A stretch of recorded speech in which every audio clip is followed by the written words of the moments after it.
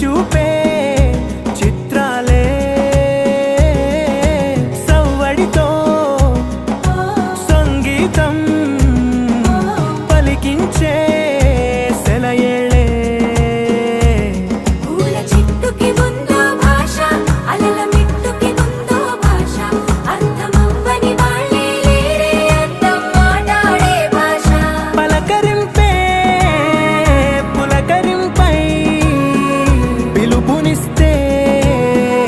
పరవశించడమే మనసుకి తెలిసిన భాష మమతలు పంచే